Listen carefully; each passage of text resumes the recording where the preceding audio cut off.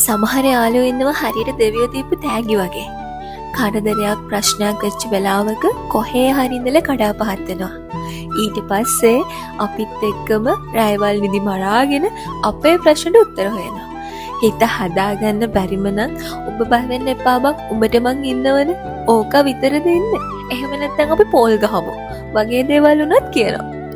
හැබැයි සතුටු හිතෙන වෙලාවල් වල ඔය යෝධයෝ ටික හොයාගන්නවත් නැහැ. ඊට පස්සේ අවුරුද්දක් විතර කතා නොකර හිටියත් ඊට පස්සේ කතා කරන පළවෙනිම දවසේ පුදුම තරම් ආදරෙන් කතා කරනවා. අවුරුද්දම කතා කරේ නෑ කියලාවත් අමතක වෙන තරමට ඒ ආදරේ පිරීලා තියෙනවා. මා විශ්වාස කරන්න. ඔයාටත් එහෙම යාළුවෝ ඉන්නව නම්, යාළුවෙක් ඉන්නව නම් ඔය යාළුකම කවදාවත් නැති වෙන්නේ නෑ. සමහර විට මැරෙනකම්ම.